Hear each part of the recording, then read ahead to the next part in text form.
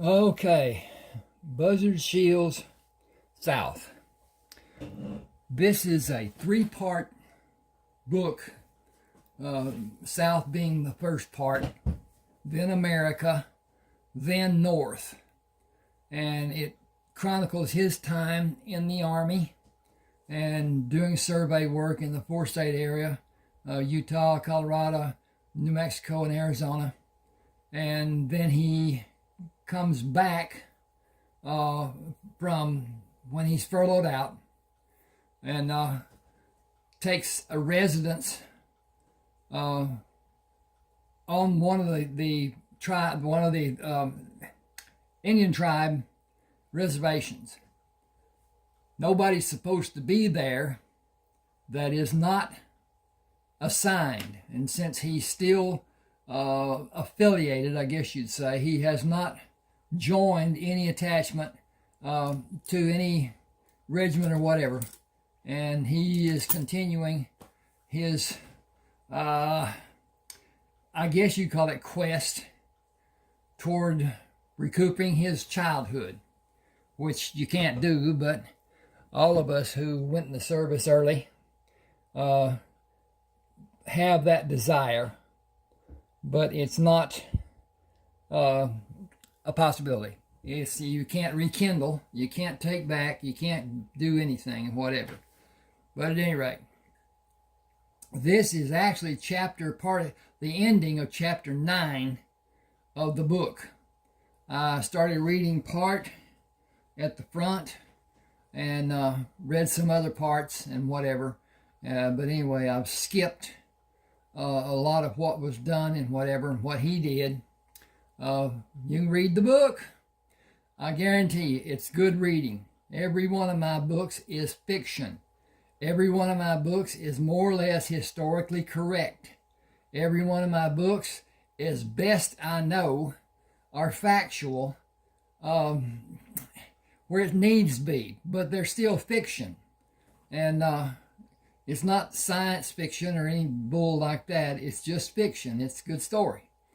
It is probably on the lines of what Louis L'Amour wrote, and he's my favorite author. He wrote so simply and explained so well, got all the ideas over, didn't ever have a problem with understanding what he was saying and whatever. But at any rate, I got a proposition.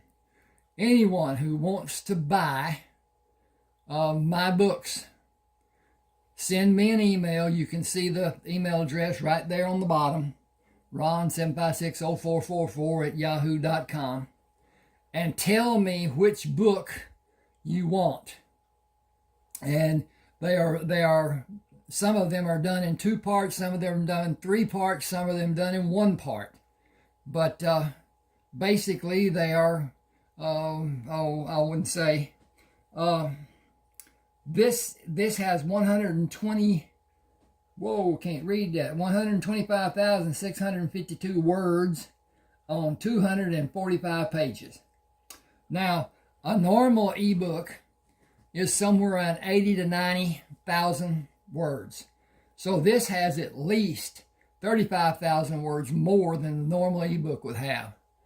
Now, I did the parts because you don't want 972 pages on your reader at one time. That's just, it's too much, I guess. I don't know. Anyway. It's the way I did it, and they are joined. It's not a matter of being a part and then it changes and another part and then it changes. It is one story in 3 books. South is his younger life. America is his, I guess you'd call, middle. He's not yet out of his 20s during that time. And then North is his doing what they do in gold mining in eastern Alaska. Mountainous areas. The only way to get in is by a small plane. I'm going to sneeze. If I can get this rag out here, cloth. Excuse me. Boy, that was good. At any rate, I'm going to start here. He has found iron pyrite with strychnine, and it is used in a chemical process, whatever. I'm not going to get into that. I don't really understand it myself to start with, but anyway, you can find am I talking about strychnine? Anyway, poison in with iron pyrite, fool's gold, and they come hand in hand to some degree, I guess. But at any rate, he has his commanding officer in Texas that has told him the government will buy minerals. One of it being the compositions of nuclear products. In other words, it's different ones. There are so many. I think there's about 7 ores that have radioactive properties, and different ones. Some of them I have described in the books, and it's a lot. The point is, I have 31 ebooks. 30 of them are on smash words. My latest one is called Coal. Okay. Anyway, Coal Buyer's Bounty Hunter, and it's a good story. All my books are good stories. I hope they're easily read. I tried to write them that way. At any rate, send me the email telling me which book you want. I will send an email with an attachment that has the book on it in text. Then you can download that onto your reader, your computer, your tablet, your whatever, and read it. They're also on Smashwords. You can buy them if you want to at $6.99 on Smashwords. Then a perk with it, you will have a page, a personal page on Smashwords. On that personal page, you will have a library. Every ebook you buy on Smashwords will go into that library. If something were to happen and you lose the book, you can go to Smashwords and download that book, all the books that you buy. And it's easy, and you have the confidence of Smashwords. Smashwords was the second largest ebook distributor after Amazon. Amazon started off as an ebook distributor, and then it got into all the retail sales and all the other stuff, and Jeff Bezos and his wife became rich. His wife was the one who more or less started the ebook business. And I love it. He's got a picture of a table, and he's got a leg that was busted off of it or something. He has a can sitting underneath the leg. Why they didn't turn the table around so you can't see it, I don't know. But anyway, he's got Amazon pictured up on the word Amazon up on his right side, and his working and whatever. But at any rate, I'm going to start here now and read this portion. It's going to be quite long. Anyway, do, if you will, when you're viewing it on YouTube, let the ads run. Go and get you a drink. Do what you're going to do, whatever. On the long ones, and you can always come back, scroll back once the ad is done.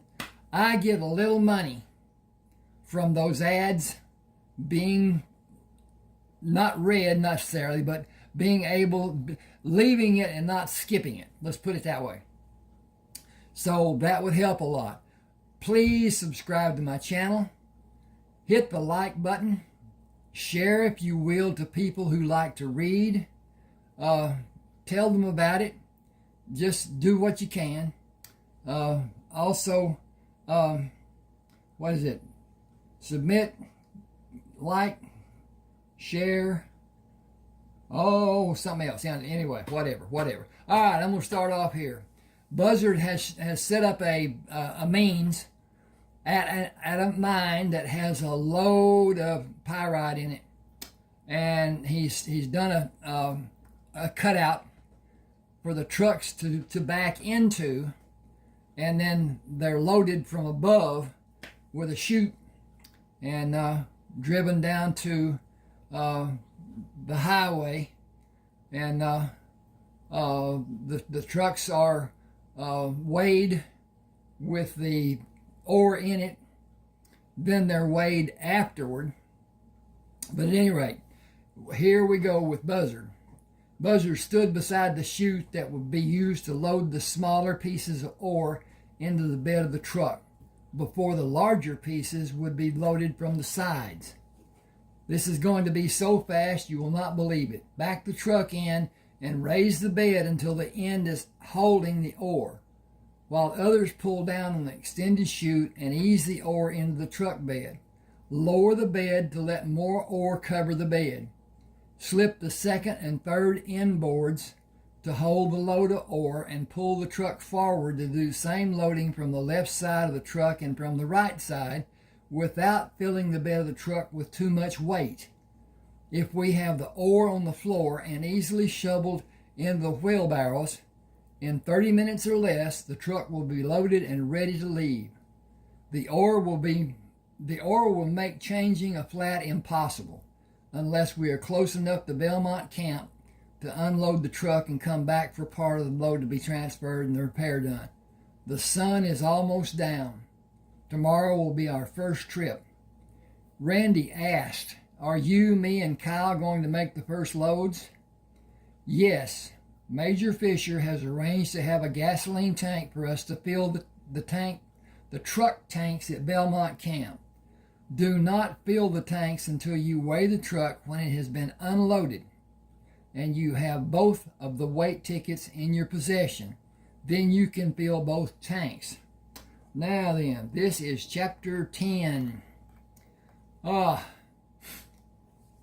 7 weeks after the first trip to unload the trucks, Buzzard called Edward.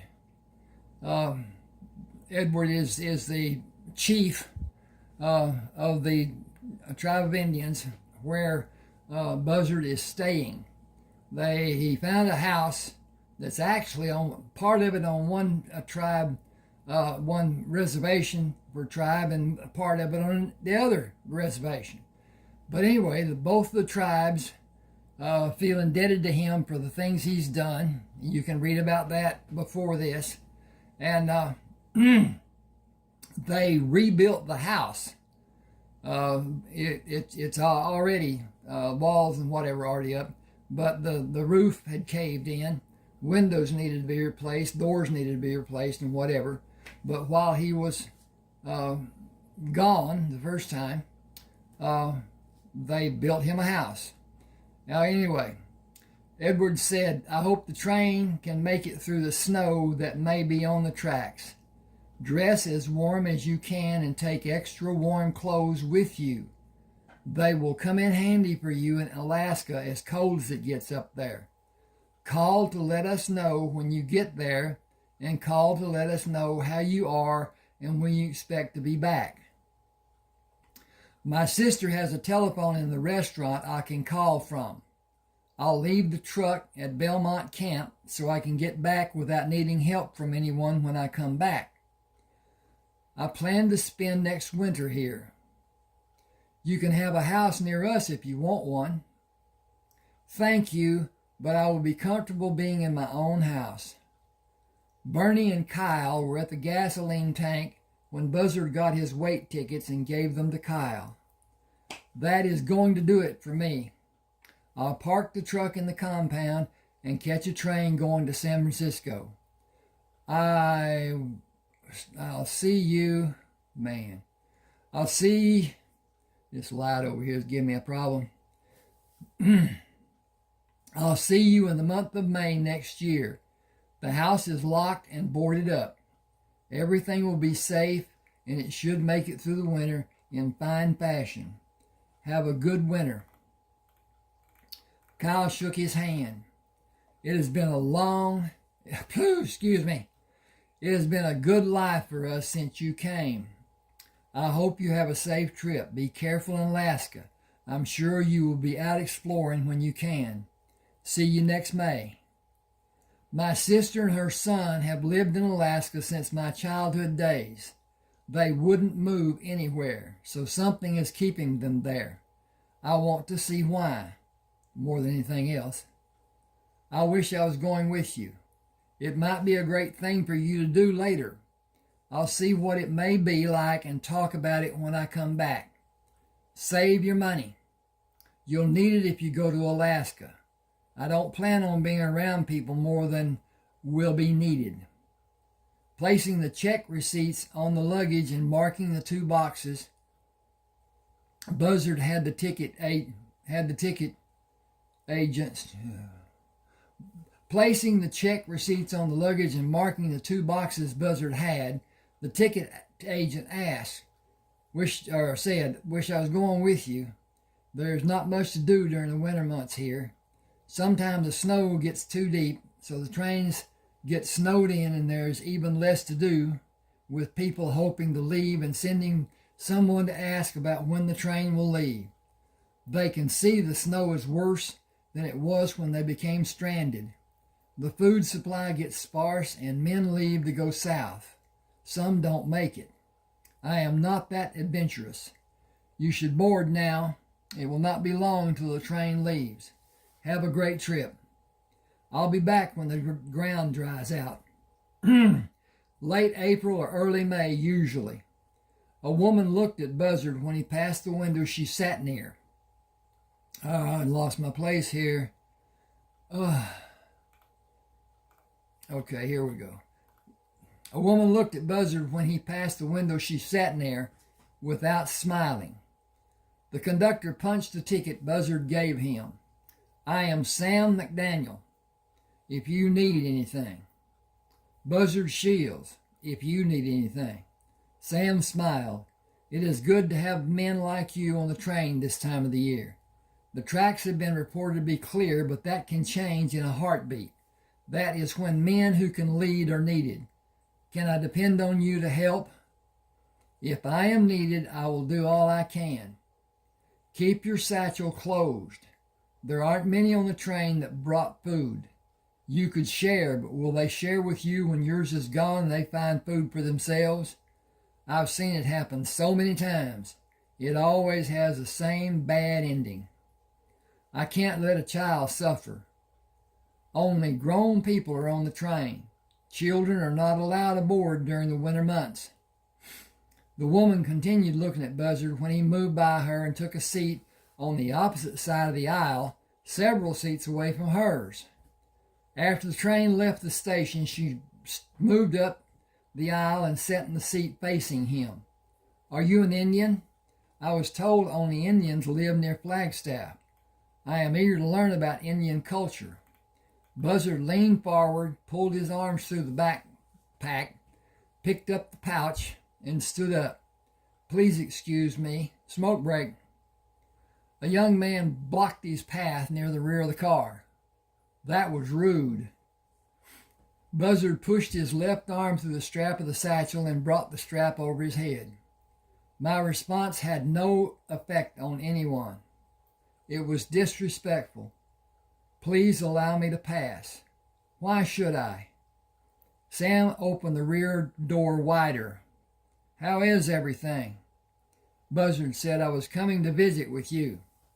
"Come on then. Do you want to have a seat and let Mr. Shields pass?"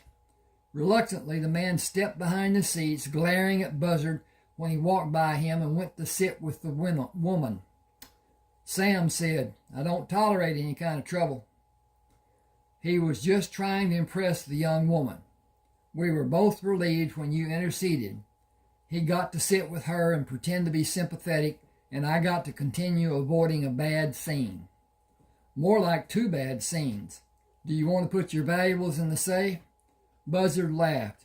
As poor as I am, what would I have of value to anyone? The bottom of your satchel is pushed out. I am an agent for the government. Sam said, I knew you were when I saw the boxes you brought with you. I saw you walk back to the station after you took the truck to store it. Only a government employee would be allowed to transport weapons and ammunition, and one of the rifles you have is of a large caliber. It is obvious to men who served. It will scare a civilian out of 3 years' growth. You did not have room in the boxes for what you have in the satchel. Buzzard said, having a need might require too much time if I needed to break into the boxes. Sam shook his head. You could buy the train with what you have in that satchel. I wish you would allow me to lock it away just to keep it safe. I appreciate your concern. I'll feel better having it if something happens. That is not likely to happen. We will pick up other passengers along the way to San Francisco. I can't watch all of them all the time.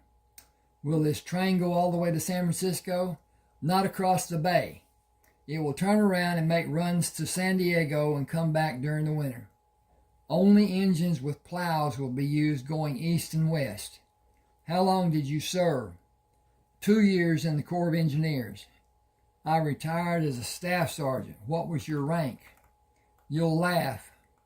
Why? Because you'll think I'm too young. Is that impressive? It is. Higher than staff sergeant? Yes, I attended meetings with my commanding officer. Damn. That will just about cover it, honestly. You would honor me by telling me. It must have been a remarkable need the military had. Army. I led a group of men constructing buildings at Fort Howard and acted as advisor to Colonel Milton. The position required my having a higher rank. Then I supervised a geographical survey of parts of the states of Arizona, Utah, New Mexico, and Colorado, with our focus being the mapping of reservations for the American Indians. I did a bit of prospecting along the way while I worked for the Army. Sam asked, are you even 20 years old? I just had to ask, sorry. It is a valid question. It deserves an answer. I am not. I was not 16 when I enlisted. You could be charged for that misrepresentation. I've seen it done. With what I could do for the Army and the number of men I brought with me, the Army turned a blind eye and shouted very loudly that I was needed. I've been in meetings with officers who held nothing less than the rank of colonel, and if I was ever addressed, I was called sir as a sign of respect for my abilities, not as respect for my enlisted rank. You will undoubtedly want to ask why I left the Army. Freedom is the only answer I can give. I lost part of my childhood with the pressure of my early life, responsibilities and the Army for what should have been my later school days. My mother died while I was surveying in northern Arizona. I was not in a location where I could be told for more than a month after her death. I cannot describe what that did to me. I got out to recoup part of my lost childhood. Naturally, it's too late, but the dream motivated my decision. Military life is not my utopia. I don't want shackles of any sort. Excuse me, I need to check on the progress and see what's. Yep, we're doing okay. Okay, Sam smiled. I stayed in for the pension. I lost all of my middle years. The pension is a disgrace. I have duty calling. I'm forced to go through 3 cars to check for valid tickets. I suggest you move to the last car and avoid the need to teach a man a lesson on manners and underestimating a more experienced man. I think you offered a wise supplication. Sam says, I don't know what that means, but it sounded good. Can we talk later? You have duties. I have time, nothing but time and a few books. It is a long way to San Francisco. I have a lot of general last time, like you, but I have a bed in the caboose. It has a floor a man could sleep on. I use the term sleep quite loosely, with all the jarring of the ride we will endure. If I am needed, someone will come to arouse me. The crew sleeps on the other bunks, or I would offer one to you. The floor and safety are welcomed. I have an oilcloth. You can use a pillow and a blanket. Fold it and store it during the day.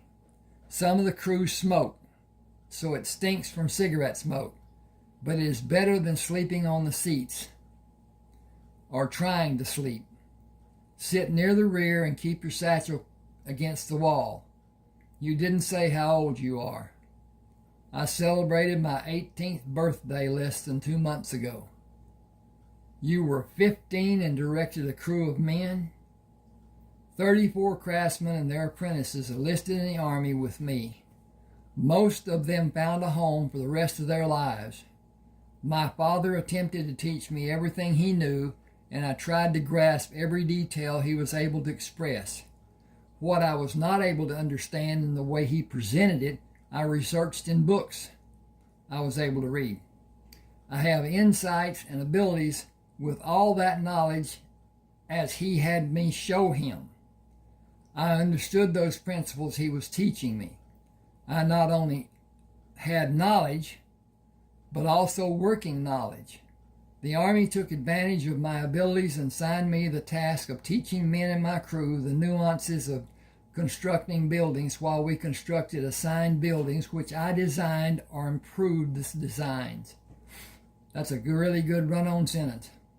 After a year, I was assigned to the responsibility of mapping a huge part of the southwest region of America in geographical and topographical surveys. I felt like I was imprisoned by the work I was assigned and the lifestyle the military requires. Sam said, fun is not a part of military life. I fully understand because I sacrificed so many years of my life. You can't go back. Whatever you missed is gone forever. It can't be rekindled or relocated, and you will never be compensated for that loss. It is like our journey on this train. We will sacrifice 12 days to go to a destination. The time you spend on a ship going to Anchorage is another sacrifice. Looking back, I sacrificed so much of my life for a meager amount of what I believed I would have now. I wasn't duped. I misunderstood how government calculations are done. I did not read and understand the fine points. Buzzard said, neither did I. For some men, joining the Army was a true blessing. It was a prison for me to some degree. I had moments and I had privilege. I still have and will have as long as I'm associated with assisting the government. Buzzard spent the day watching the landscape as the train moved through it, occasionally standing on the bottom step of the caboose, leaning against the handrail of the platform, looking forward and enjoying the pockets of hot and cool air the train passed through. Sam had him sleep near the bunk he occupied to allow the crew members room to climb into their bunks and leave as they needed. Buzzard slept with his head resting on the satchel he carried, covered with a blanket. We're going to move on now. A young boy held a newspaper above his head and shouted, "Athletics beat the Cubs. Going 2 games up on the Cubs. Game 5 tomorrow. Cubs must win 3 straight to win the series. Read all about it." Buzzard moved by him to claim his checked possessions. A tall black man said, "I can take you to the ferry if you're going across the bay." "I am. What is the standard fee?" "A nickel, but I have to ask others too." "Do I have time to wait?" "Yes, sir, almost an hour. Sandwiches and other food can be had inside the station." Buzzard moved to the wooden bench and sat facing the luggage cart the man would pull to the ferry. A man inside the baggage car pulled the first box across the floor of the car to the door. This one is heavy. I can't pick it up. Come down and help me get it on the cart. I can't. All of this needs to be moved, and if I come down before it is all in the door, I may lose my job. Buzzard moved behind the man. Can you lift the end near me? Near you? Near you. Making an attempt, he said, I can't. Then I can't help you lift the box, and the other man can't either. I need this job. We ain't had nothing heavy like this before. It should be on the bottom of the load. The other box should be with it. It is heavy too. Does anyone else help? Supposed to be, but there ain't nobody today. Buzzard looked around the door facing. Bring the other wooden box to the door and come help move them to the cart. I'll carry one end to help. I may get fired if I leave these other pieces and don't get them moved to the door. What will happen if the consigned pieces are not moved to the cart because the two of you can't lift them? If I come down to help, we need to hurry. If you help, we need to make damn certain no one is injured. That's all that matters to me. I am able to lift one end and possibly the entire box, but I wonder what effect my moving the boxes might have on your future working for the railroad, if my action is seen. You'd be helping the railroad. Can't nothing be said about you doing it, Jerry. Can't nothing be said about you doing it. Jerry, don't say nothing. Come down here and help us move the two boxes before we both get fired. Buzzard tested his ability to lift the boxes before they rested on the cart. I can move them a short distance, but when I need to. He marveled at the height of the ferry wheelhouse. They sure can't claim they couldn't see something if the ferry ran into something. The ticket agent for the ship gave Buzzard an envelope with Seattle scrawled on it, worked a few minutes, and gave him another with Anchorage written on it. Keep them safe or you'll be charged for passage again. Your luggage will be marked and loaded, then unloaded when the ship arrives in Anchorage. You will not be required to disembark from the ship in Seattle. If you do, be certain you have the ticket for Anchorage with you to go back aboard the ship. After you go up the gangway and board the ship, a steward will examine your ticket and direct you to your stateroom.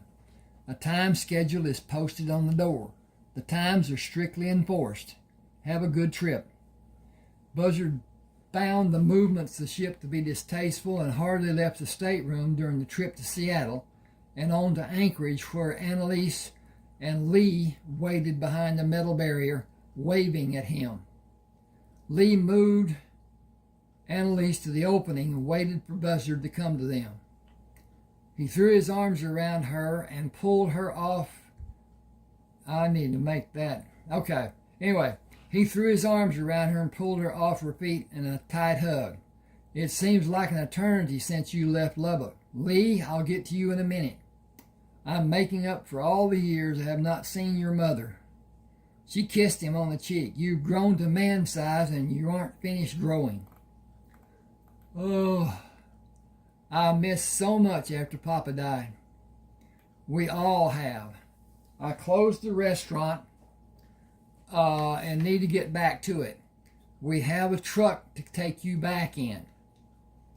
He kissed her on her forehead when he let her down and grabbed Lee's hand. There is so much to catch up on. How long will you stay? Through the Arizona winter. I'm still working for the government. Lee asked, did you hear about the stock market failures?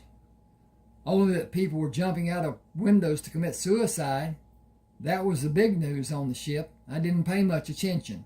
I did not enjoy the time I spent on the ship, and I focused on keeping some degree of normalcy. Lee said the first time up in an airplane may have the same effect in a smaller way. Buzzard grinned. Then I won't enjoy flying either. I've got a flight tomorrow if you want to go with me. It isn't a short flight, but the weather is supposed to be fair. I guarantee you will love the view. Maybe we can find a place for you to claim. I can't imagine moving through the air being anything like a ship going in 7 directions at the same time, as it sometimes felt like it was doing. What have you been told about the effects of the stock market collapse? That money will be devalued so bad it will take a fistful of large bills to buy anything. We don't take dollars now. Not because of the stock market. We haven't in a long time. Gold or trades, but no cash money, and the silver coin has never been worth its face value. Banks are closing without giving the people their money. We have never done business with banking here, so we aren't affected like the people in the States are. My flying business may slow down a little, but I'm catering to rich people. It won't be much loss, and it may even increase if they decide to get away from what's happening in the States. Rich people don't seem to think the way common people do. You came on a ship. They won't come here unless they can fly in and fly out and fly while they're here too. And they want everything done for them. I tell them straight up, I load the plane. I fly. I unload my plane and I fly. Anything else does not fit my hand. Harold Carnes tells them the same thing. We're the only pilots that live here. We both have mail routes. Not a single piece of mail has ever complained or asked for something to be done. When Lee ran to get the truck, Buzzard put his arm around Annalise. Are you going to be all right with all the financial uproar going on? This is a tight community. Everyone knows everyone. Everyone has their own means of managing their life. We watch out for each other and help when is needed, but nobody expects something for nothing. I can give a free meal when someone is having a hard time, and he will do anything he can to repay me. That mess in the States doesn't affect us much. I've got a room set up for you. Lee has room in his house, but he has lots of friends who play poker at his house. None of them smoke, but the evenings become mornings. A lot.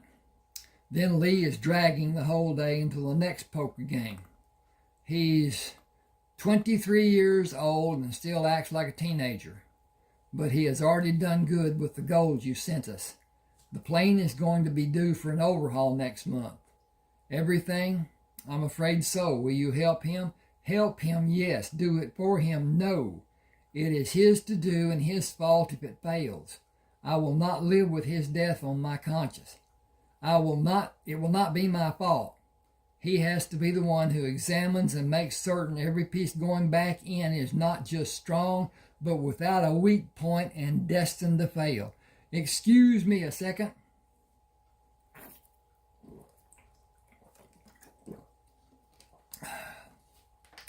Just needed a little break. Okay, Lee backed the truck against the loading dock. Which ones are yours?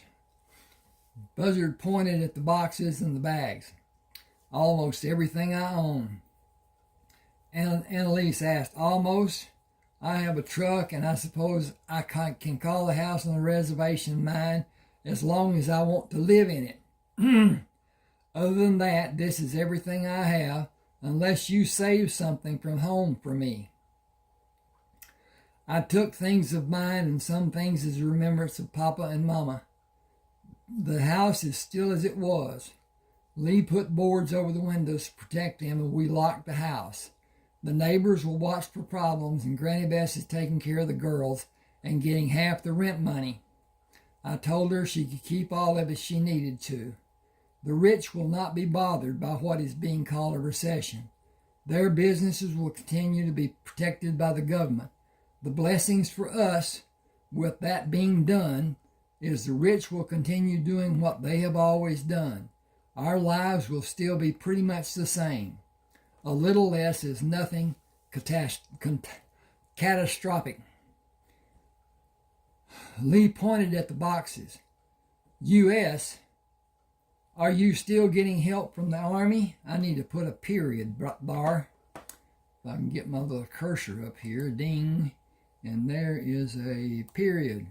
So it's U period S period. Are you still getting help from the Army? No one questions what is in the boxes when they see what is on the outside of the boxes. Sneaky, Unc.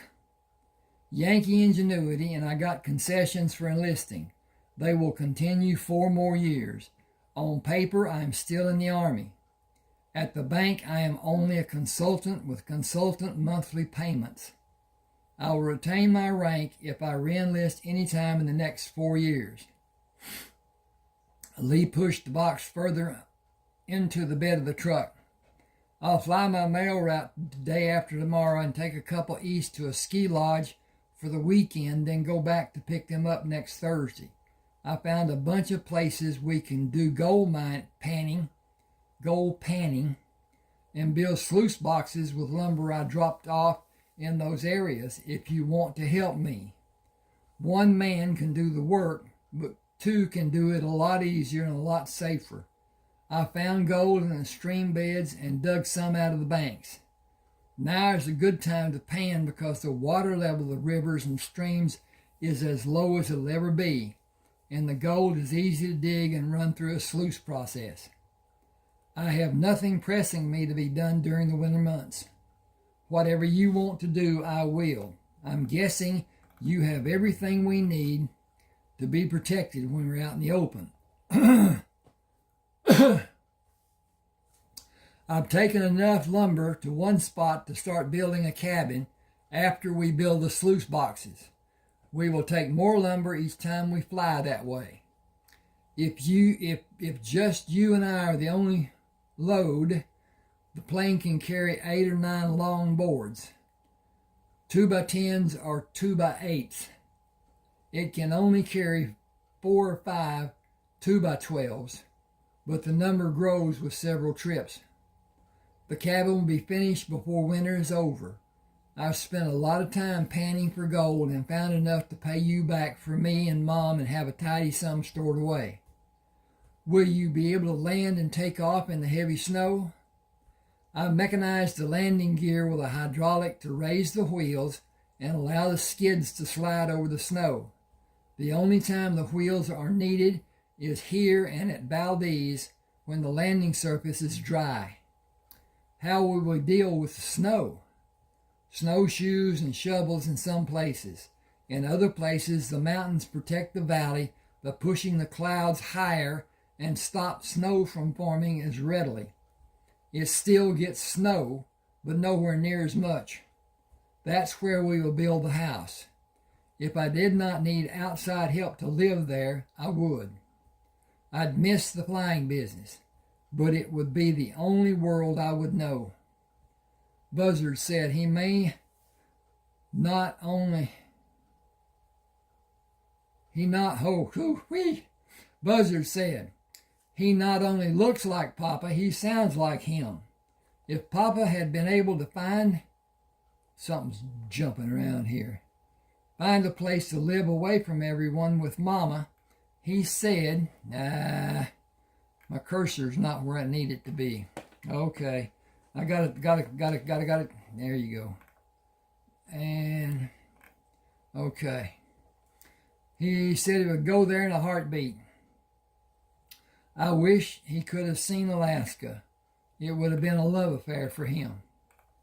Lee stopped the truck at the back door of the restaurant. We will open and get everything squared away to serve the afternoon and evening crowd and take your belongings to Mom's place. Will my boxes and bags be safe? Not a problem. Crime does not exist here. Everyone knows everyone. Nothing bad is allowed. We have a constable, but he's mostly a chauffeur. He handles traffic, an occasional late-nighter gone stray, and generally does what other people need him to do. Buzzard helped set up the tables and followed Lee into the adjoining room. Dance floor. At certain times, some local talent will put on a show. The back room has a shuffleboard and 8 pool tables, all coin-operated. No one smokes inside the restaurant or game room, and no drinks are allowed in the game room, and no rowdiness allowed anywhere in the building. Buzzard said, you have a shuffleboard inside? Come see it. It isn't an outside shuffleboard. It's smaller and it's raised up with steel pucks you can push to score points. It requires a degree of talent to play and be able to play it with success because every time is different and every opponent is different. What do you win? The game. That seems like a waste of time. It is an obsession for some people. Okay. Does Anchorage have a public library? Next door to the schoolhouse. I need to drive out to the airstrip. We will go by the library on the way to check on the plane. I'd love to see it. You've never flown? I've never seen one take off or land. You're in for a treat. How's your heart? As strong as it needs to be. Just keep in mind that it can glide a long way if it has enough altitude and speed. I can find some place to land if we have an emergency. Have you ever had one? Not yet, but I try to always be prepared. The biggest danger is the takeoff and landing. Not much can happen to the engine or propeller or rest of the plane. I inspect the control cables every week or every third trip. Maintenance has been done on it, and I'll check the cables and fluid levels. It needs an overhaul next month or sooner, just as a precaution. A bird hitting the prop can be scary. A big bird can be worse. If I was doing it, it'd be my plane.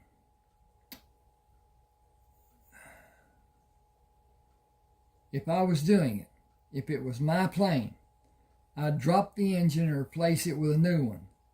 Is the new engine run tested at the factory? Lee laughed. Wait till you see her. You'll change your mind. Buzzard commented. No offense? I haven't seen an airport like the States have, but this is not like them.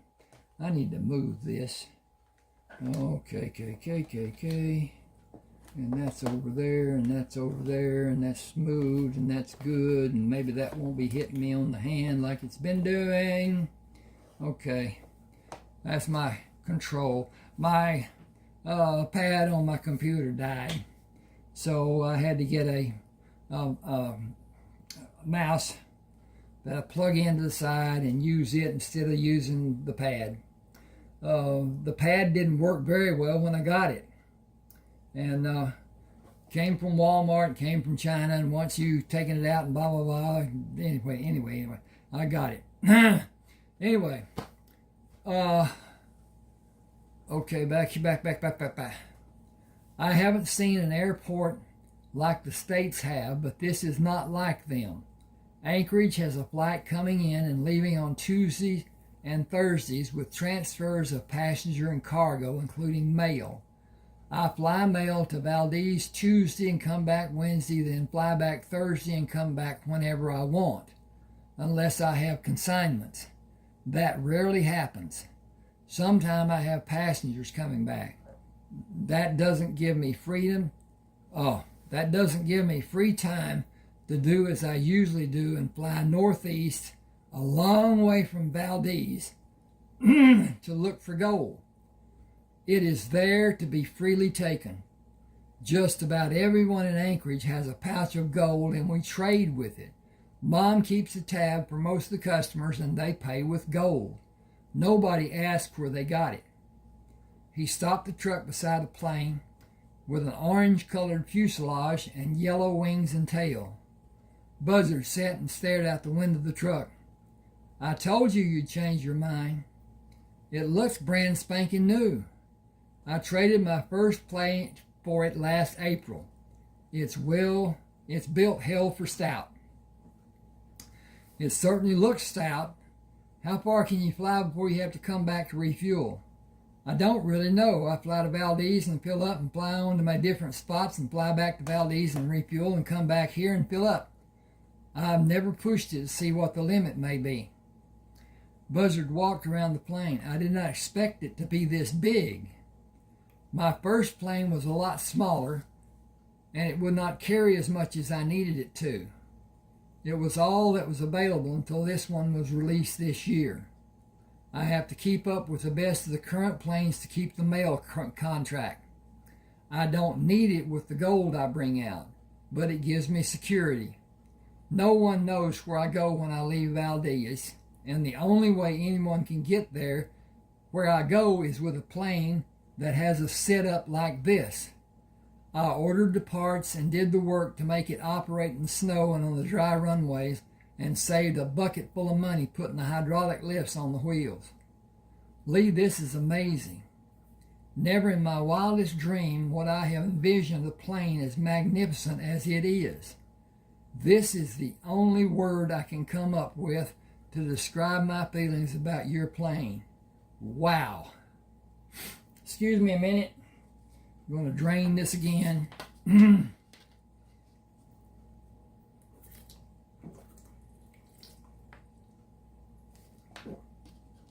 I didn't bring extra water. So, let me get dry as a bone. I got to check on this up here. Then I'll know what I need to know.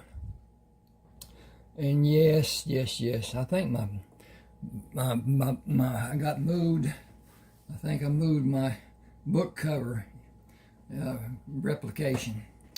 Okay. Got to see where I am.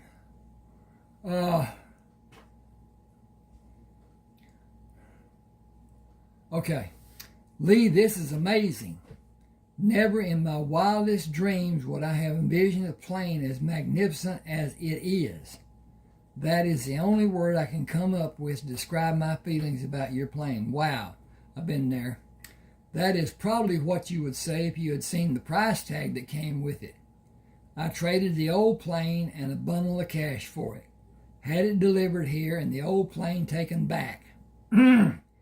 It was dismantled and it left on a ship. I felt like a big part of my life left with me, but then I looked at this beauty and moved on. The difference it has made in my life is worth more than the price I gave for it. It was gold I took from the ground, free. That makes this plane free and makes me free. Buzzard ran his hand down the side of the fuselage. Freedom was what I had longed for since the earliest days of my life. There is no price anyone can put on freedom. I found a semblance of freedom when I was living on the reservations. The people there gave it to me freely, and I have an obligation to help them gain as much freedom as may be possible for them. I owe it to them and to myself. Will you sit in the cockpit and slowly move the foot pedals and the stick? How slowly? Gently and slowly. That is crucial. I can guide the plane if it loses power. I can't even fly if the tail section controls don't function. Would you say the rudder and elevator are the most important operation of the plane? Absolutely. Do you always check them first when you do your inspections? First when I do an inspection and before I take off and after I land. I want to always know they are functioning properly and that they are stable. I can do the inspection without having help, but it is slower and less accurate. Buzzard said, I have not had a hamburger in a month of Sundays. I think Arlene makes the best I've had. She's cooking today if you want to try her hamburger cooking. I think I have enough to pay for a hamburger and fries. You couldn't pay for anything here if your life depended on it. Buzzard smiled. I don't want to offend anybody by trying. That is the way things are normally done, right? Oh, everything is all right here. I'll join you in having a hamburger and we can talk about filing a claim for you. Can I file a claim even don't live here? Nobody lived here before they filed a claim or bought something that established residency. You have to pay the filing. You have to pay to file the claim. That's all. Alaska gets another resident and Alaska gets your money. Pure and simple. Everyone benefits. Nobody lives where the claim will be. Nobody. Finished with the meal, Buzzard pushed the empty plate away and moved out of the booth. Can you show me how to play shuffleboard? It is simple. Push your two pucks down to the other end to be the closest to the end. Each turn and get points. 11 points wins the game. Players alternate who goes first. is a boring game for me. Pool is better. I haven't seen pool played either. You use a stick and knock balls on a table into 6 open pockets. I'll show you how to play shuffleboard and then pool. After that, we will go to the bowling alley. Bowling requires strength and accuracy. You throw a ball down an alley to knock down pins for a score. Highest score wins. That doesn't sound like it would appeal to me. I don't care for it, but it's something different to do. I found it frustrating because I can't be consistent in throwing the ball.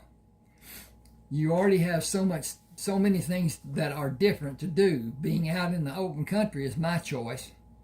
It is mine too, but I have to keep up appearances of being normal for Mom's sake. Buzzard picked up one of the metal pucks. Helping Mama is what led me to lose so much of my childhood. My biggest problem is I don't know what I lost, so my imagination may be running wild. I can't really do anything to help, and not knowing may be clouding my judgment. Trying to keep a positive attitude is so different when I see how some children play like I never have. Your life had other rewards. Anyway, that's what Mom said. Not knowing haunts me, and I need to concentrate on doing things I know are worth doing and just grow.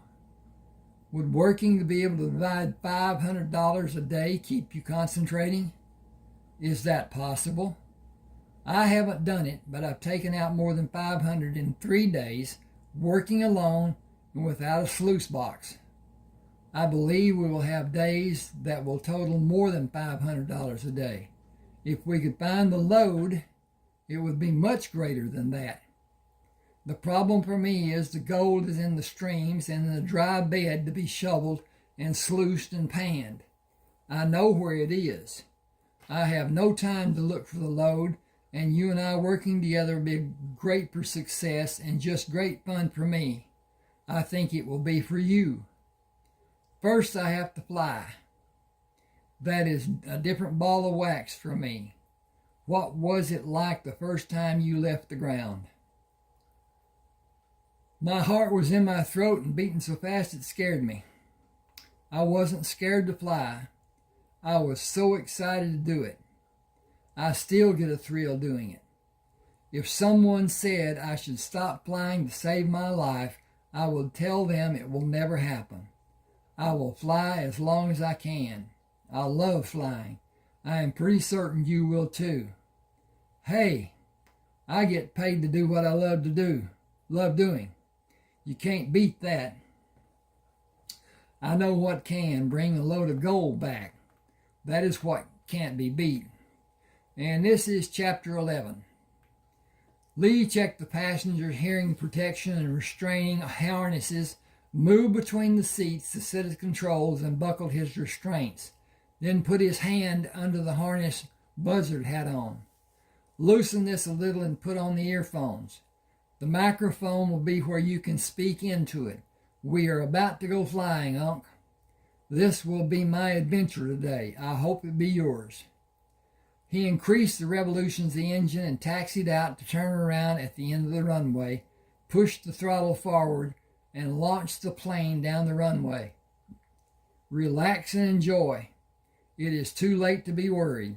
Stop balling your fist and enjoy the exhilaration of complete freedom.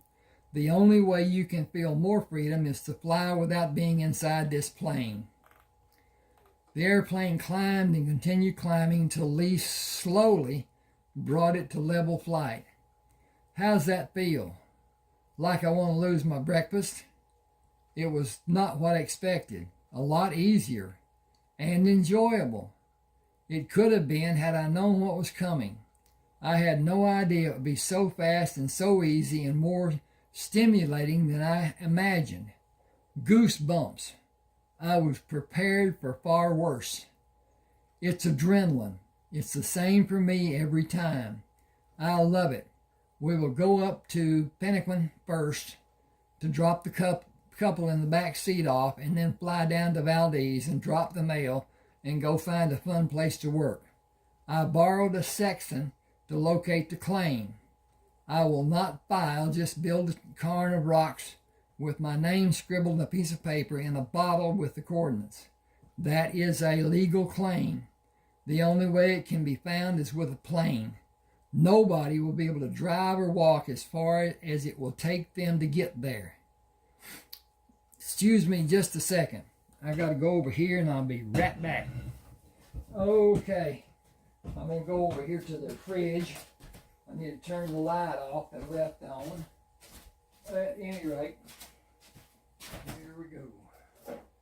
And I got to check on some stuff here. And play now. Close. Play now. Okay. We've got,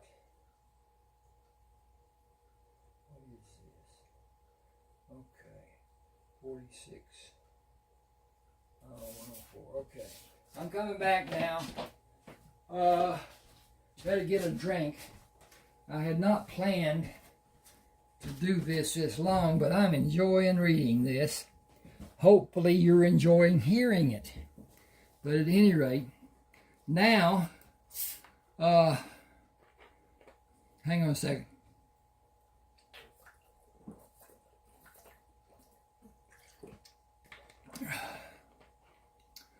Okay. Landing on the grass in Pennaquin, Lee taxied to the fuel pump and stopped the engine. I got to put this over here and watch that fall. Okay. Everyone take off their restraints. Give me time to get outside and help you down. We will be here Monday afternoon to fly you back to Anchorage. The man gave Lee several bills. Thank you for such an enjoyable flight. Buzzard stepped down and walked around the tail of the plane until Lee motioned for him. The man pumping the fuel hung the hose on the pump and took the bill Lee gave him. This will give you a credit on the return flight. I'll list it on the board in case I'm not here. I'll be back Monday afternoon to take them back. I should be here, but I will still write it down the board for you. Lee followed Buzzard, climbing into the airplane. It's about 30 minutes to Valdez and another 45 minutes to the valley. We will come back to Valdez for the mail before we pick up the passengers here. That gives us the better part of 4 days. I have seriously enjoyed flying, but it's not something I want to do on my own. I'll leave it for you to enjoy. Hang on just a second. I need to adjust my chair. Okay. Landing in Valdez, Lee stopped the airplane at the fuel pump and folded the back of the rear seat down to pull the mail bags from behind the seat and tossed them out the doorway. Moving back to the seat, he waved at the man who filled the tank. We can leave when the mail bags are moved and Darren signals us. He is always asking to go with me. I don't know if he wants to fly or if he suspects that I am doing something he can have an adventure. So he can have an adventure. Do you trust him? He helped me get the mail route. Yes, I trust him, and I owe for him helping me. A short time after leaving Valdez, Lee banked the plane and finished the turn. There's the valley. I've found gold almost everywhere I looked in and near the stream. What do you think? Should we build the sluice boxes where it is concentrated most or halfway down the valley? Did you find heavy concentration of gold? Yes, closer to the upper end of the valley.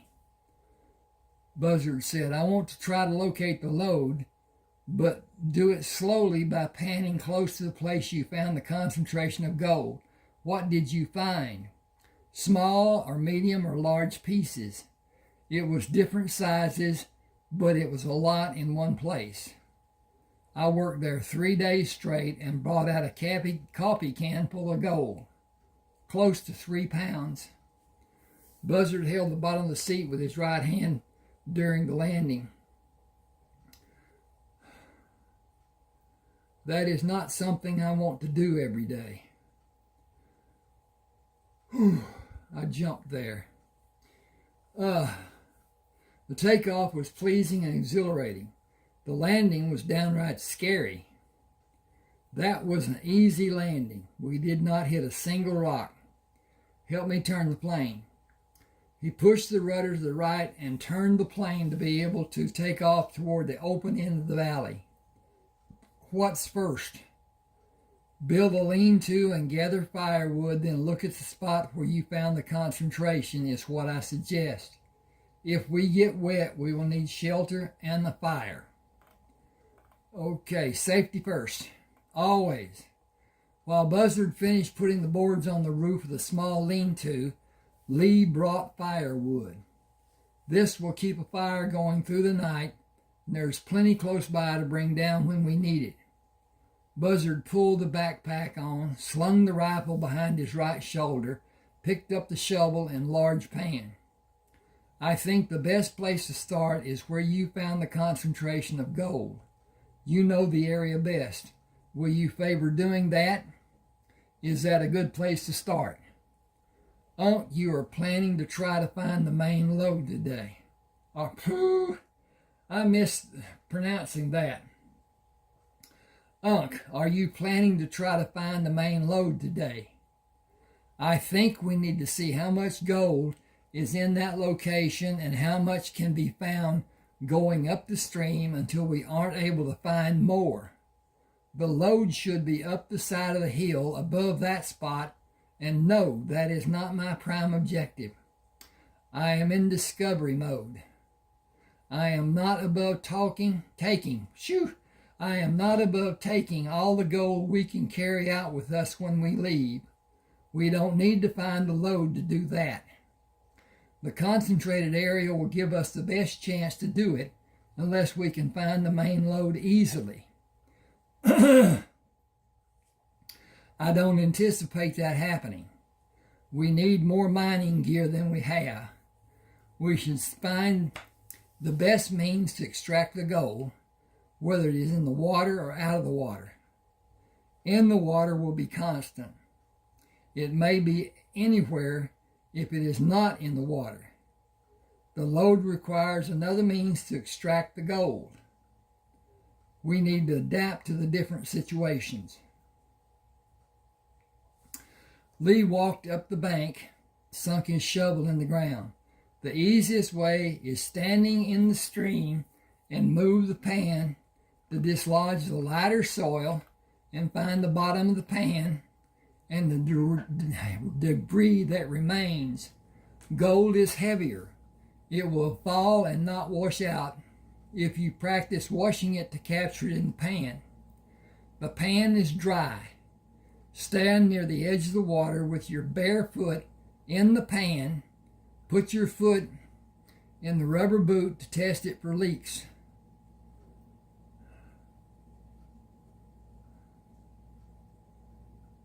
Okay. He's standing with his bare foot in the pan next to the water. Okay. Woo. Better to have a wet hand than a wet foot. Lee worked to test his boots while Buzzard checked his. Nothing wet for me. Lee slipped his boots on. Time to get started. Dig and make a pile, then pick it up in your hand and put it in the pan to wash it out. Buzzard whistled. The bottom of the pan is more than half covered with tiny chunks of gold. Lee said the size should be larger when we're closer to the main lode. Dump your pan in the pouch and move out in the stream and shove the pan in the mud and get more. It will have more gold the deeper you get. If there is a slide upstream that has the water blocked from coming down here and it reaches a level to overflow, you will hear the water coming. Get far away from the water in a hurry and take the gold in the pouch, if I haven't taken it. That's the reason I put your stuff up high on the higher bank. Buzzard worked until his back cramped. I'm needing a rest and work the kinks out. The amount of gold we have taken out does not seem to be diminishing. I think the sluice boxes will serve our need, or I am not going to be able to sleep tonight from the pain in my back. I've been bent over too long. How much gold do we have? Enough to start a cache. You're going to need help. You're going to need to help me out on that. Will we bury the gold? We can't easily carry it with us in this long way to the plane. It is easier to bury it and take it to the plane later when we're not so tired. Buzzard pushed his hand under the pouch and picked it up. This is close to 8 or 9 pounds. It has some small rocks in it, but it's almost all gold. The strap may not stand the weight if we put more gold in it and try to carry it by the strap. A box might be our best bet. Put a top on it and bury the gold and leave it until we have a better means to move it. We've hardly started and already have close to 10 pounds. The sluice boxes will be much faster than only using the pans, and it can be built to be easily taken apart and moved. We need a system to collect and move the water into the boxes with a hose to wash the debris back into the water. Lee said, put it in the water and let the flow run into it. We can both pick it up and dump it into a collection box and remove the debris. Fill the wooden box and cover it before we bury it.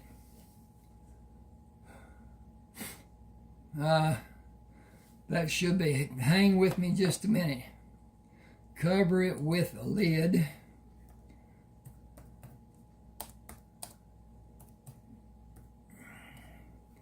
Okay, fill the wooden box and cover it with a lid before we bury it. Buzzard shook his head. Wood will soak up water and become heavy.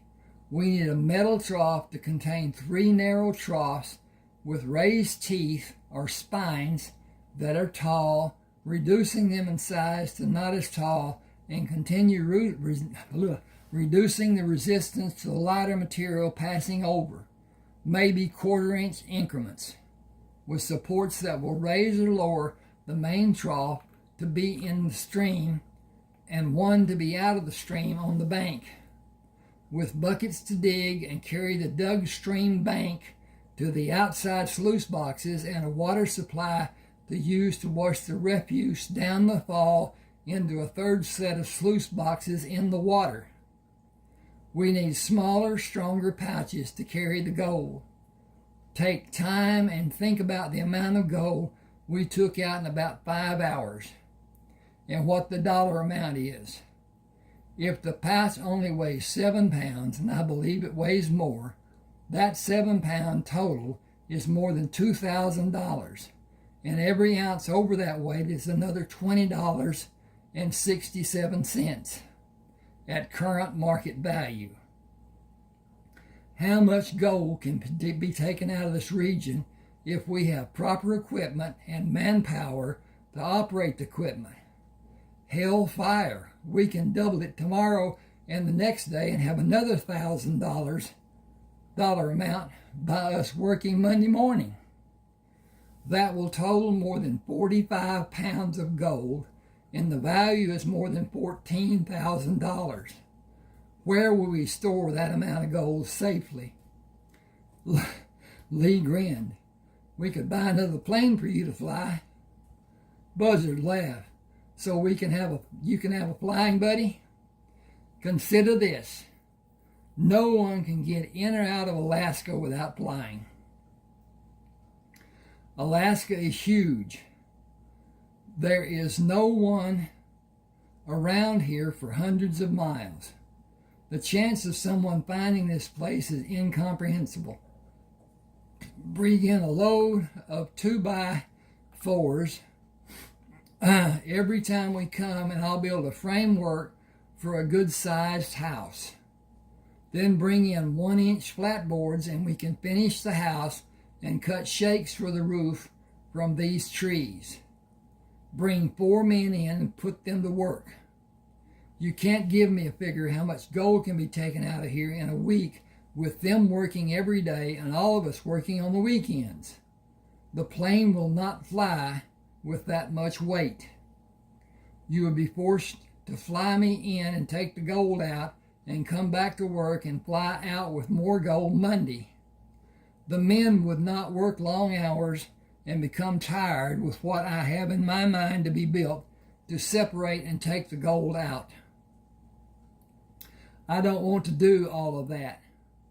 I don't want anybody but you and me knowing about this, to know about this. I don't want it to be known by someone seeing us having more gold than what men normally have. A single person knowing about the gold here could start another gold rush and have thousands of outside men trying to get here, like happened 40 years ago. Some of those men walked hundreds of miles to get what they believed would be a chance to merely bend down and pick up huge chunks of gold and be rich in 2 or 3 days. The estimation of the number of men who tried to get there was more than 100,000. It could happen again right here. I've taken out gold from the streams of 2 other valleys nearby. I want to be able to have a supply of gold the rest of my life, not just plunder this area and sit on a pile of gold that can be taken away from me. I want that for you and Mom too. Buzzard said, I have an obligation to people in Arizona. It may be years before I'll come back to Alaska. Without outside help, no one can live here. This site will remain unknown. I want to fly to Valdez and have the sluice boxes fabricated from thin steel sheets and bring them back to use next weekend and whenever we can get here. Jimmy Jones will make them for us, and he will never mention it to anyone. He can have the fabrication done tomorrow. We will take the back seat to accommodate the sluice boxes and bring them here and go back to Valdez Monday to pick up a seat before we go to Pemmican. That's Pemmican. Buzzard looked around the valley. I'd like to live here. I have a truck like yours that has an extra gasoline tank mounted on the passenger side of the cab. I wonder if I could drive here from Valdez. Only if you have a winch on the front. That is the only way you will be able to cross the different flows of water. You'll need an extra tank of gasoline loaded in the bed of the truck and be able to unload it and put it back to keep a ready gasoline supply, and you cannot do it safely if you don't have help. A man alone is not safe anywhere in Alaska outside of a city. I never fully concentrate on the goal and what I'm doing. I look for problems, and I try to be prepared for anything that might happen. You have not experienced life in Alaska and the hazards it may have. Excuse me just a minute. I got to check on my stuff. And we are. Oh, that's good. That's good. Got a few little while. Hazards it may have. But could it be done? Even with everything that needs to be considered. Yes, if I fly with you and you know you're safe, I will never allow you to go off alone.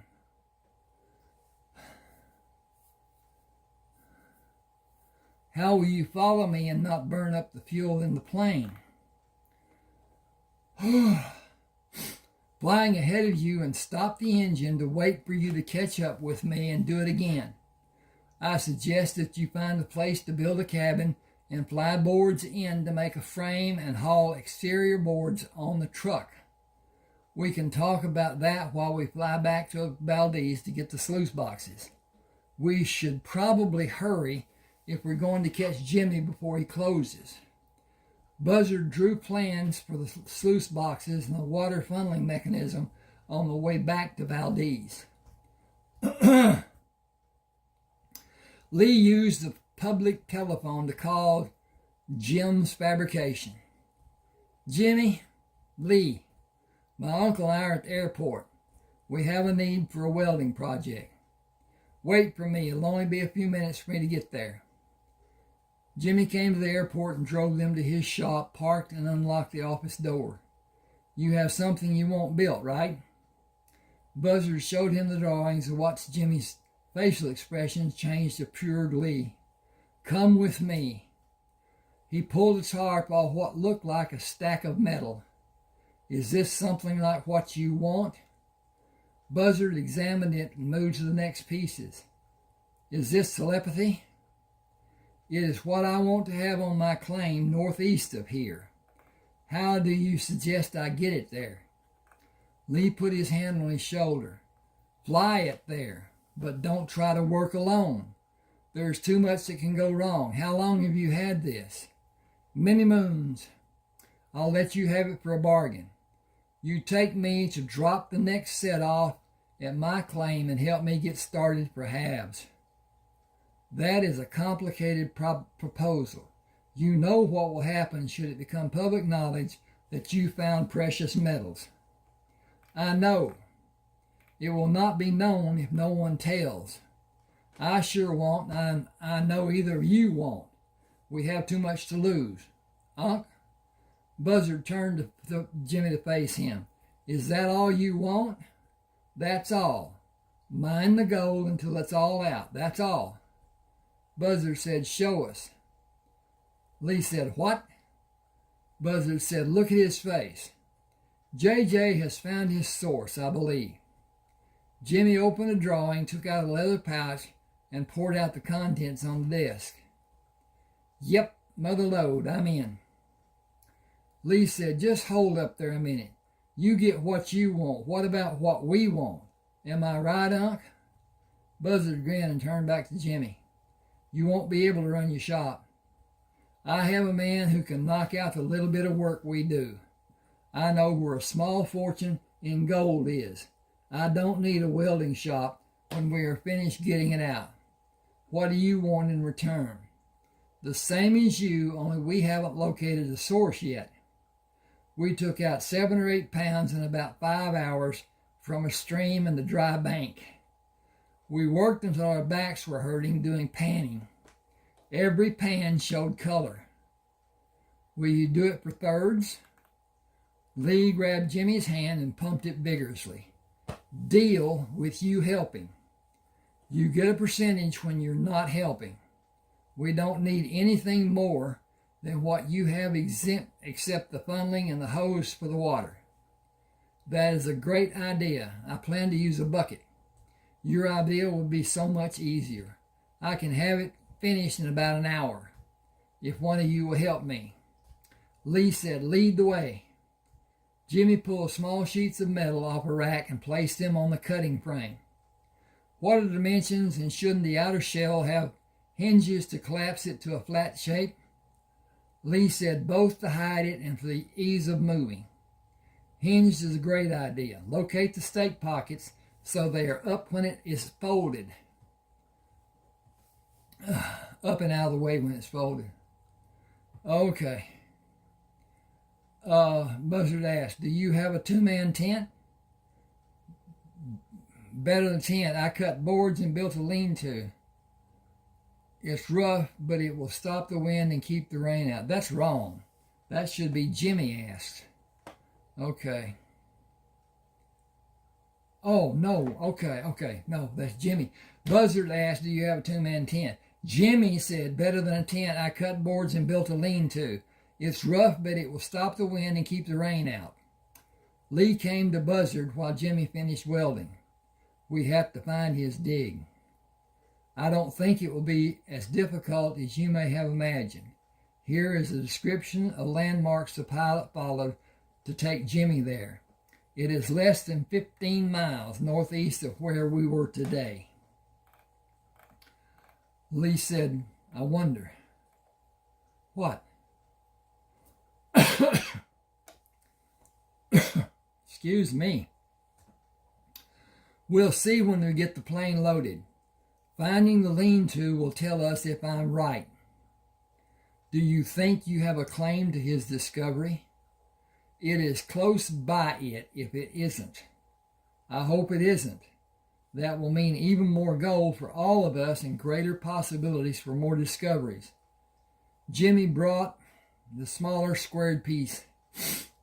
I welded this 3-inch nipple as an outlet. I have a 3-inch reducer that goes down to a 3/4 of an inch for a hose connection. I thought about putting a shutoff valve on it, but that isn't needed. Several hoses with screw thread connections may be needed. I'll get them later. Buzzard said, do you have a faucet? I think we'll need it to slow the flow of water going into the sluice boxes. I'll get it. Can you find a location for the description how the plane traveled?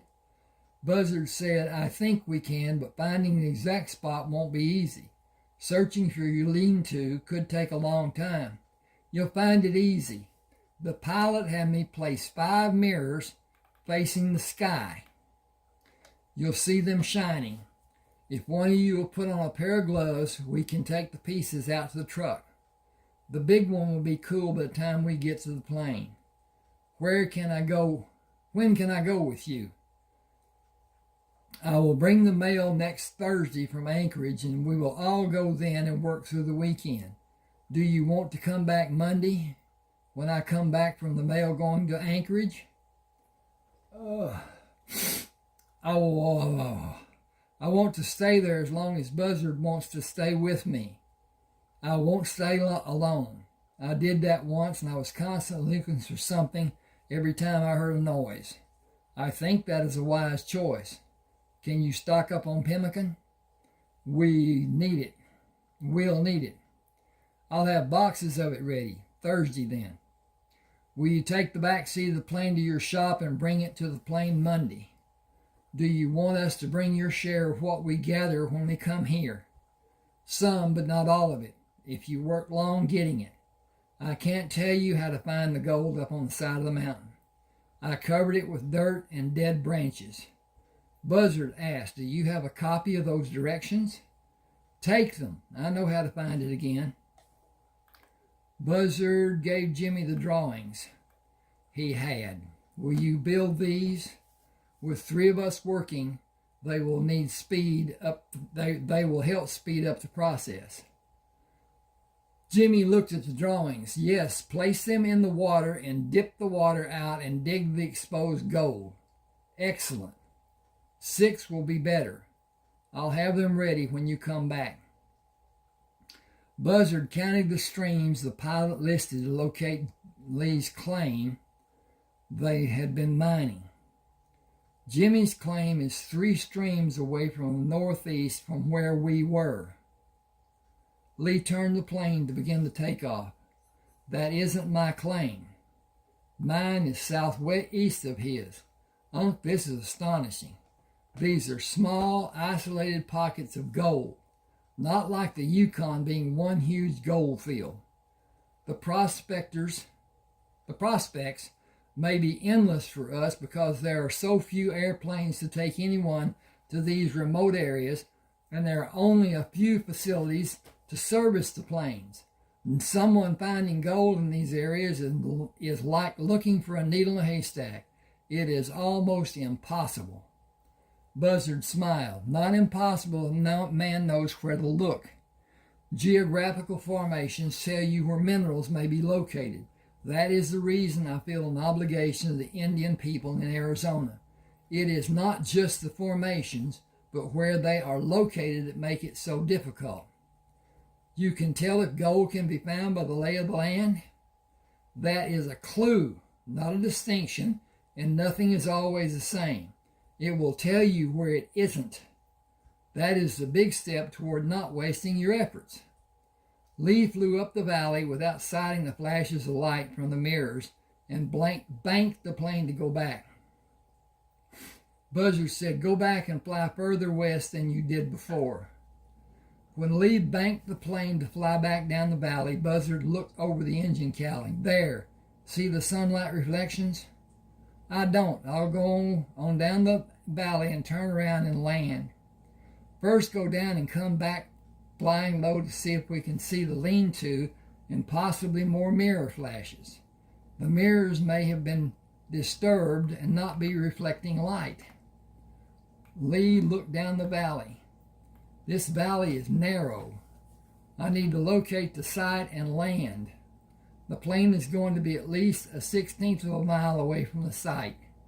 That means we will be forced to carry the sluice boxes and water collector that far in 2 trips, and all we need after that is as many trips as it takes us to get it there. Buzzard said, think of it in terms of expended energy. We'll expend far less than attempting to physically pull the plane back that far. Lee said, aren't you a ray of sunshine this gloomy day? I'll set the plane down as close as I can. Hold on, we're going down. I wish you would be more cheerful and positive and just say we're about to have a beautiful landing. Every landing you walk away from is beautiful. Hang with me a second. I got to check. I think I'm close to ending. And not really. Okay. Buzzard unstrapped the safety harnesses and stepped over the sluice boxes to leave the airplane. Hand me the little stuff, then we can unload the biggest piece of the water collector. I think we can tie ropes to the stake pockets and drag it, and whatever we can tie on it, close to where we have to carry everything across the stream. The lean-to is on a big shoal in a bend of the stream. The water spreads out after the bend where the lean-to is. It should be shallow enough to easily carry the sluice boxes and water collector to the other side. Unc, you were always looking at the bright side. You keep me looking up. Buzzard asked, can you see the load? Where? Look up the slope at the deadwood standing up straight. Deadwood sags or falls. It never stands straight. You're right. That stands out like a sign saying, come and get me. But I wouldn't have noticed like you did. We shouldn't disturb it. Don't you want to see if he actually found the source of the gold he found in the stream? It is his. This equipment is his. The gold we're taking out of this area is his. I think we should let him have his pride in opening the find and saying he discovered it all over again. We will soon know how much gold is here. We should move the equipment and have it set up and get busy. Then we'll know. Lee said, I want to see color before I go to sleep. Oh, that will satisfy me enough to let me sleep. Got to move the page. It is waiting on us, not the other way around. Lee gave Buzzard the small end of the water collector. I was impressed with Jimmy's construction. It is close to what you had in your mind. Is it close to what you had in mind to build? Excuse me a second.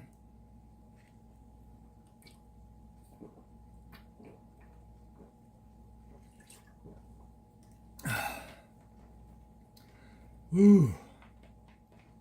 Close, but it needs small improvements, like a grate to keep larger pieces out of the tables. We will be constantly picking them out before we can use the water. A heavy 1/4-inch screen will work. Buzzard asked, will you adjust the faucet to slow the water flowing out of this hose? It's coming too fast. Tell me when. Lee looked up at Buzzard as he adjusted the water flow. I'm starting to lessen the flow. Tell me when. There, that's perfect.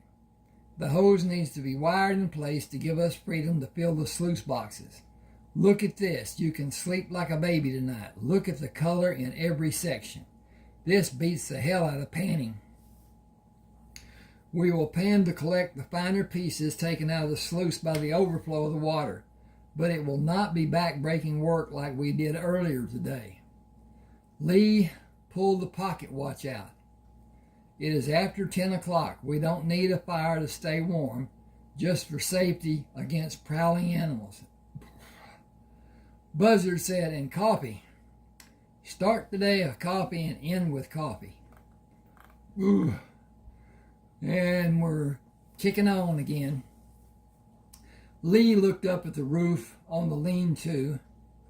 Memory of their... Lee looked up at the roof on the lean-to. Memory of their finding the lean-to returned when he looked at the back of Buzzard's head. "Unc, I woke up and didn't know where I was. Have you ever done that?" "Countless times, but instead of jumping up like I did at first, I learned to relax and let the memory come back. It took longer than I wanted at times. I am enjoying the briskness of the air this morning in this great cup of coffee. What a wonderful way to greet the day and get ready to give it my all. Look at all that's been given to us." Lee moved out of the lean-to and pointed to the south. "Look at those clouds. That storm will be here in less than an hour. We need to get everything back away from the water and get ready to stay as dry as possible. The fire won't last long in that downpour. You can catch up on your reading. All day, hard to tell, but the lightning is the problem, and us being this close to water if it strikes here. The mountains around us will give us a degree of safety, but the storm is moving up the valley. The benefit of its coming out of the south is that warm air will be coming with it. If it rains for a long time, the water level will rise. Would it be wise for us to dig the ground away from the edge of the water to bring the gold deposits out for us to sluice later? That would leave soft spots when the water fills it. That could be an accident waiting to happen if the water level stays up and we can't see the holes. Clouds darkened the sky with lightning flashes and thunder rolling for less than 15 minutes until sunshine broke through the darkness and light filled the sky once more. Lightning storm. Loud enough to wake the dead and not a single drop of rain that I saw. We can have your favorite morning ritual with hot coffee and then get busy. That is the part that is wrong for me. I know what is here. I want to know what is over there and beyond that. Excuse me. More than anything, I want to explore and discover. Having the gold is great. I'll stay and take out all we can, but one day I want to take me somewhere, and I want you to take me somewhere and leave me there. I almost had a place to live and explore on the reservations, but the need to help them outweighed my doing it. I may still do it. Some call it having a wanderlust. I'll go with that. I may wander, but I will never wander. Unc, it is too dangerous. You can't help if you need it. You can't get help if you need it. The old mountain men did not have other people to help them. And what was their life expectancy? 30? They did not have the conveniences we have. I'll have a truck to get help if I need it. You can fly over each month to see if I have a signal placed for you to see and stop to check on me. I'll build a house that nothing can be a threat to me, and search to my heart's content. A new adventure every day. Lee asked, smiling. Until then, compromise with you. Make it like perspire. More like perspire. Hang on just a second. I need to get this. I got a hitch in and I get along over here. I have a psychiatric nerve problem. And it flares from time to time, but then I'm old. So what can you say? Ain't dead. Life is what life is. And if you live long enough, everybody you know will die. It's what it is. And as far as my immediate family, they're gone. I had some cousins younger than me that may or may not still be alive. I don't know. Some of them are out in California. Some of them are around, but we haven't talked in years. I'm not one to take a lot of guff off of people. And when somebody starts in on me, it doesn't take me long to get done with them. And that's been a problem for them. It is not a problem for me. I could have been a mountain man. I could have lived by myself. I could have done the things that Buzzard wants to do and been happy. I do not get aggravated, upset about being alone. I don't think being put in solitary would bother me one iota. As long as I can imagine and do what I do. My books, they're every one imagination. And the greats sit down to flesh out a story and outline and do all kinds of stuff. And I sit down with an idea and I write. And it's inspirational, I guess, because after I've done it and read what I have written, like I'm doing now, this is like I'm reading somebody else's tale. It is not something. I could never do this again. I could never write this story again. I could write something similar to it, but I doubt that it would be as interesting as this is. And to look at all the things that are going on in these people's lives and what they're doing and everything, it's just phenomenal. And I love it. But at any rate, okay. Buzzard said, get the small shovel and I'll hold the end up so you can clean it out. We haven't been working an hour and already took out a lot. Lee finished scooping the gold out and hefted the pouch. I'd guess close to 2 pounds and combine this with what is still in the other 2 sluice boxes. Wash the other 2 down and see what we have. Catch what comes from the last box in a pan so we don't lose much. I think I can clean out the sluice boxes while you wash the pan out and bring the gold out to put in the pouch. Can we fly over the area after we've worked long enough to have a good supply for Jimmy? Wanderlust? I think that should be wanderlust. Strong curiosity. It will begin to snow in a few weeks, and the snow will cover what I want to see. What exactly are you looking for? A place where the mountains protect the eastern valley and warm air comes up from the south. I don't believe we can find a place that isn't covered by some snow during the dead of winter. I can build a cabin and put up enough canned goods and food stuff to make it through most of the winter months. I will need to have a good water supply. We can do that.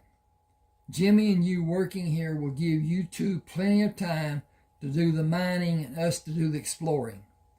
We'll find what you want if it exists.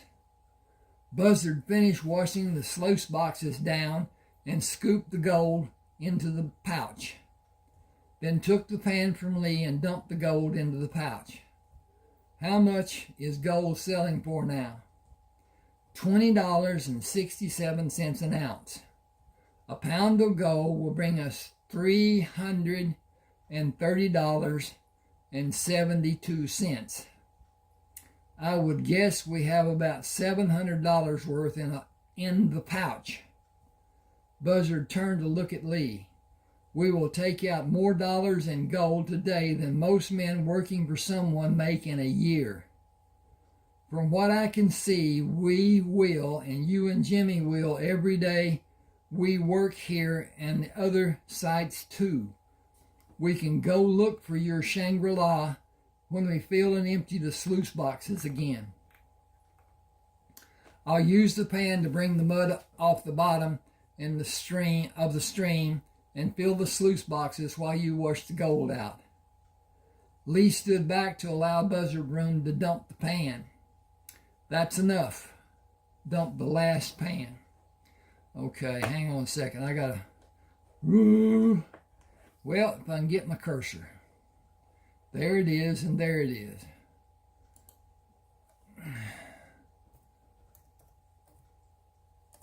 Okay. Lee stood back to allow Buzzard room to dump the last pan. That's enough. I got to come over here and hit that button, and browse, and Buzzard Shields, revised, okay, and A. All right, and there's that. Okay. That's enough. I know the first section and catch boxes are full. Catch the overflow in the pan, and we will gather the gold and go search for your place. Buzzard smiled. You can color me happy. There is nothing I found more exciting than flying. It may end my life one day, but it has given me so much pleasure that I will still say it was worth the risk. We have different things we like to do. I like the freedom of being secure in God's green earth and making discoveries. Flying is only fun for a while. It is almost mundane after that time. I wonder if riding in a fast car would be the same. Lee let the water hose drop into the stream.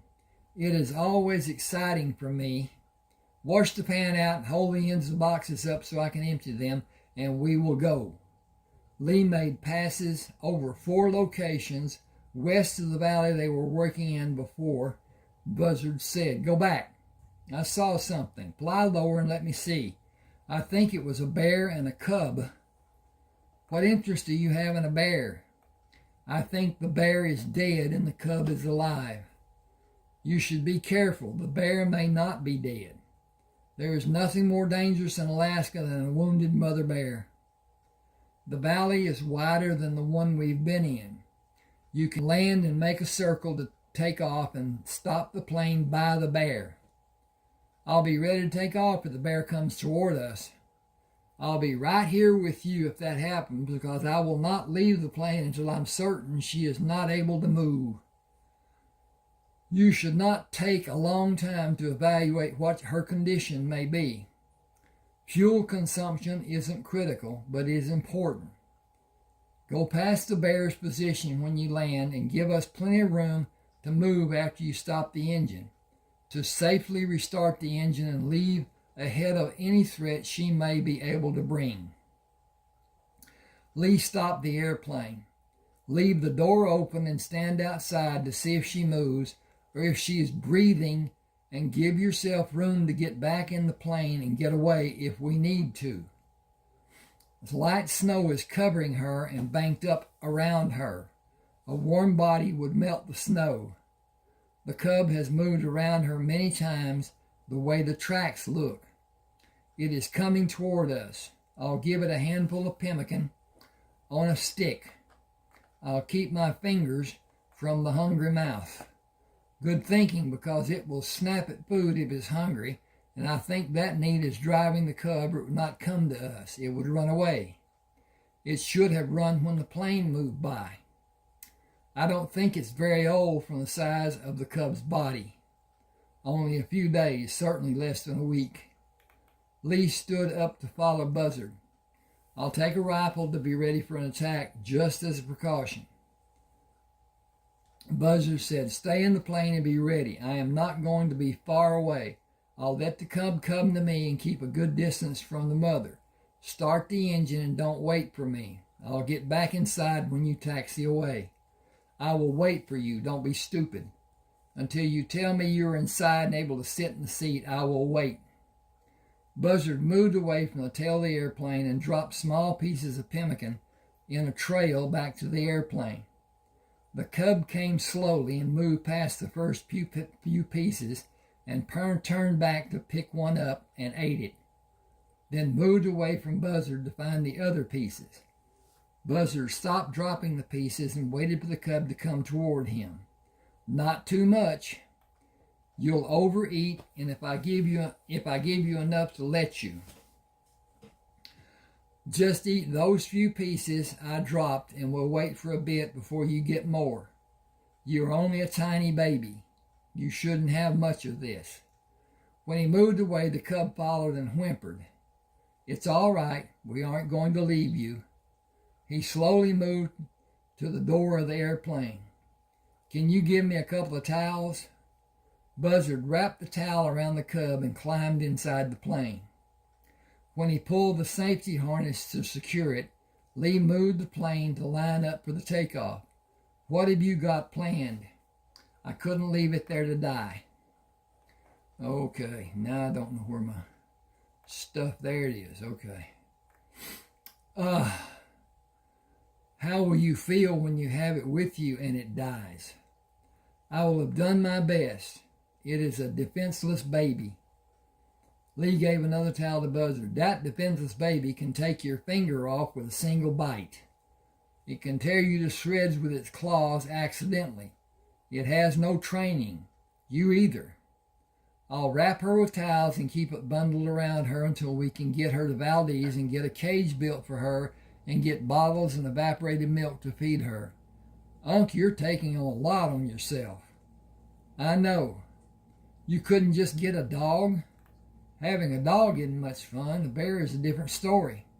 Completely and entirely. So you plan to have it this way?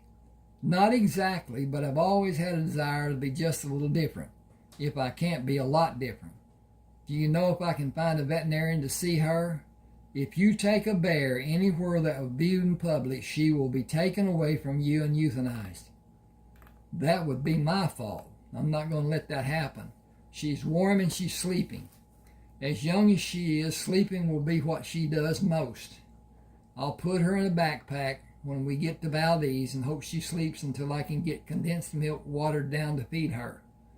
We have an abundance of pemmican to feed her, but she will want milk more than anything else.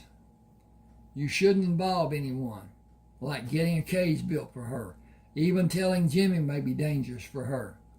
We should find what is needed to take care of her and leave. How will we get to a store to buy milk and baby bottles? Get a ride. If Tony is there, he will be able to take us. He will fill his gas tank. We will fill his gas tank and get sandwiches for him and his family. It is a nice treat for them and for us. Buzzard said, I will try to find what she likes to eat and you can bring it to her. She's a bear. She's related to hogs. She will eat what hogs eat and what they are able to reach to have, like berries. She's a baby. What do piglets eat? Everything their mother leaves for them, not much. Did you consider the fact that this is the season for bears to hibernate? How will she learn how to be a bear with you as her teacher? I can't begin to deal with that right now. I knew she would die without our help. We are taking so much from Mother Earth, and helping her gives a little back. I have to feel good about her and doing something I'm doing right. Do you have a firm grip on her? We are approaching Valdez. Do we need dollars to buy what we need? Lee smiled. You will be hard-pressed to find any place that wants dollars over gold. The store we'll go to is no exception. Bill Percy is a good friend. He'll set us up with everything we need and try to sell us more, but he'll laugh while he does it. Tony Bateman waved the plane around to fuel. You haven't been here when I've been working lately. Can you take a break and run us over to Percy's place? Sure. Who do you have with you? My uncle. Hey, Unc, come meet Tony. Tony hung the nozzle on the tank. Unc, you look younger than Lee. Buzzard laughed and shook Tony's hand. He is 7 years older than me. I had him for 4 years until my sister brought him to Alaska. He taught me a lot. He's always been more like my big brother than my nephew. That may have been true when you were younger, but you're bigger than him now. I'll get the truck. Leave the plane here and I'll come around. Buzzard said, Tony isn't bashful, is he? He has been my friend a long time. He feels comfortable with me and thinks you should be comfortable with him. People are different here. They take a lot of pride in the people that in the States don't. What am I doing? Hang on a second. I gotta look at this. And so it is. If the bear should make a noise, we will sing to cover the noise and try to soothe the bear. Ruby. Her name will be Ruby. We will try to soothe Ruby, Unc. Will the plane be safe here? Absolutely. No one knows if someone is in the tower or not. It would take a miracle for someone to find the pouches behind the seat. The plane, the contents are assuredly safe. Come on and relax. You are too guarded. It will get you into an early grave. Lee took a backpack out of the side compartment of the airplane. Besides, what would you lose if someone did take the pouches? It has not been mine or yours yet. It would still be a hell of a loss. Tony stopped the truck before he approached the airplane. Hop in. We won't be gone long. I told Bledsoe I'd take a break. Tony ordered sandwiches while Bill Percy placed the items in Lee's list on the backpacks. What's in the backpack? You seem to be guarding it. Whatever you have is safe here. Lee put his finger over his pursed lips. Come into the back. He closed the door behind Bill and Buzzard. Show Bill. There won't be a problem? Bill asked from me. Hell no. What would cause a problem? He leaned over to see Ruby when Buzzard opened the backpack. Her mother died. We just found her. She needs milk. Yep, that could have been a problem somewhere else, not here. Stay here and I'll get a bottle for her. You need to keep her quiet. Lee said, we already decided to sing if she gets loud. God, I hope she sleeps. I'll be right back. Bill gave Lee a towel wrapped around a baby bottle. Similac, powdered milk formula. Just measure it and put it in a bottle. Add warm water and shake. Ready in seconds. Healthy and nutritious, and neither of you will need to sing. Lee, come help me get your list finished. Unc, you can stay here and feed the little beast. She will grow so fast you will be amazed. You do know she is a grizzly, don't you? Largest bear in North America. The male brown bear is bigger. I read that in the Encyclopedia Britannica. That can get me a free beer when I'm out drinking. Or a fight.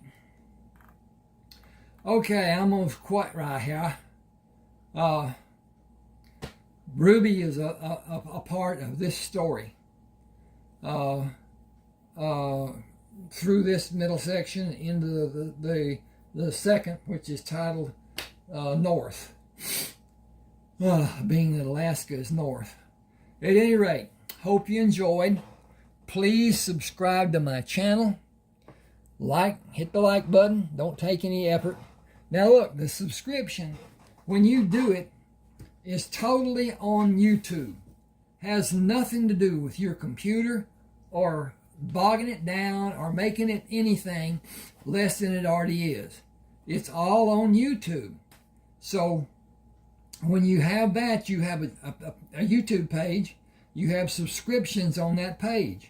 There's nothing affecting your computer. A lot of people are afraid it will bog the speed of their computer. And it won't. It doesn't. It will not. At any rate, hope you enjoyed this part. I'm going to do excerpts from all my books like this. This was from page 130. Wow. Okay. 5 more pages would be 30. So that's 25 pages that I just read. So, that's one thing. Hope you enjoyed. Maybe it will be a nightcap sometime or whatever. At any rate, thanks for doing it. This is an it's not titled. There's no title to it yet. I've got to do something with it. But at any rate, that's what we'll do. Thanks for being with me. Hope you enjoy. Okay.